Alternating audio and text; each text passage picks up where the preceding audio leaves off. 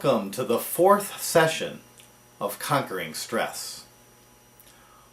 All of our sessions so far have been focused on preventing stress from entering our lives.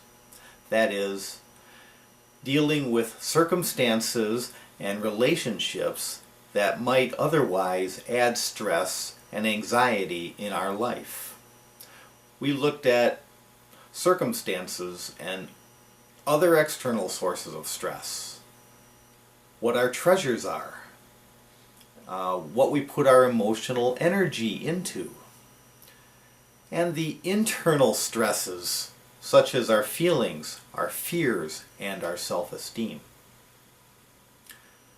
But preventing stress is only half of the battle. Beginning today, we are going to discuss various stress reduction techniques. The stress reduction methods in the remaining sessions will include intimacy, Christian meditation, life balance, and energy management. But today we are going to focus on the most needed form of stress reduction, and that is play. When we think of what it means to play, we tend to think of this. Children just having fun in unstructured activity, doing something they enjoy, maybe alone, maybe with other children. But what about us as adults? Is it okay for us to play too? Of course! Now, play for adults may not involve playground equipment. Well, maybe it does. Don't knock it till you've tried it. But really, what we need to look at is what it means to play, and why doing so is so important that we should set aside time in our busy schedules and make that a top priority. Now, first of all, play is not the same as entertainment. Play involves active participation, while entertainment is mostly about being a spectator. To understand the differences and why that is so important, let's play a little game.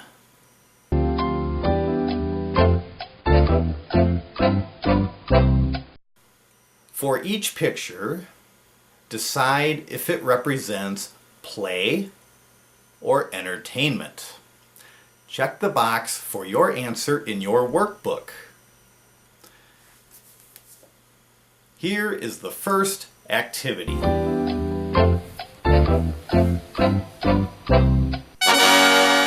That's right. Participating in a sport or activity is play.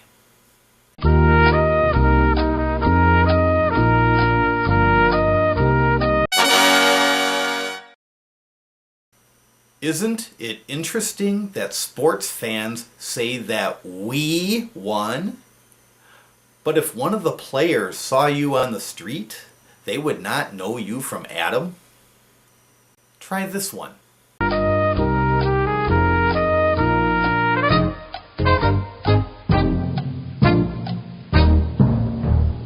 This is play. Active participation in a hobby or other activity that you enjoy is always a good way to play.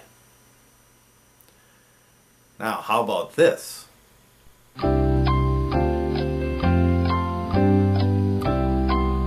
This one can also be good for your relationship. And how about this one? Sorry, even if you feel exhausted afterwards, you were just a spectator. How about when you do this? If this is fun for you, then all power to you. but you're in a minority. Okay, try this one.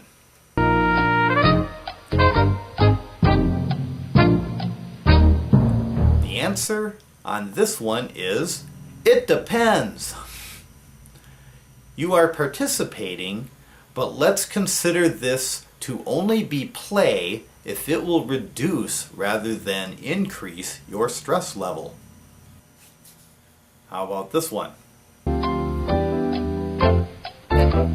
Active participation in any fun activity with a friend is always play and can also be good for the relationship.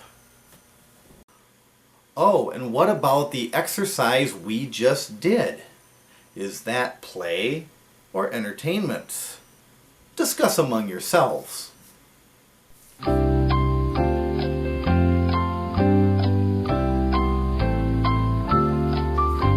Got it yet? I'll give you more time.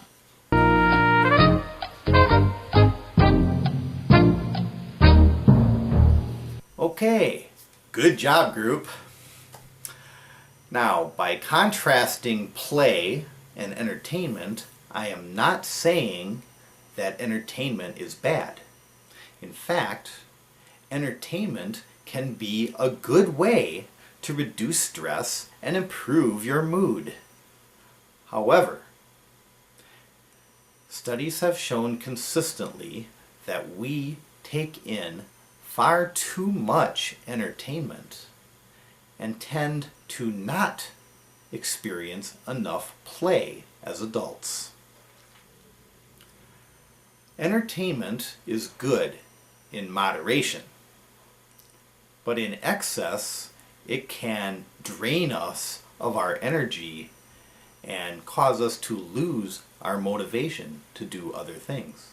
Newton's first law of physics also applies to us as humans. A person in motion tends to stay in motion, but a person viewing a screen tends to stay at rest. Play can be a fantastic way to improve your mood and attitude. It can reduce stress and maybe even improve friendships. If you get nothing else out of this course, planning a healthy amount of play with family and friends into your weekly schedule is the #1 best way to begin dealing with the stress in your life. When you include play in your routine, you will feel better. You will look forward to each day, and you will simply have more fun in life. Let's see what the Bible says about play. David was dancing before the Lord with all his might. I will celebrate before the Lord. David is a great example of someone who correctly prioritized having a good time. He was also teaching the people around him to enjoy life the way that the Lord intends for us to enjoy it. The old saying that all work and no play makes Jack a dull boy happens to be true. David shows this, and David is many things, but dull is not one of them. We can also grow in our relationship to the Lord and have fun doing it. When feeling stressed because life is too busy, people often start looking for what activity or commitment they can drop. I would like to give you an alternate solution. Do not start by removing something. Instead, include a fun activity in your schedule and make it a high priority. Commit to your fun activity and then let your schedule wrap around that to sort itself out. There is nothing at work or anything else in your life that is worth sacrificing your emotional health for. You do not just want to have fun, you need to have fun. Just as much as you need time for sleep, time to eat, time with family, and time for the Lord. Enjoy your group discussion and start having more fun in life right away.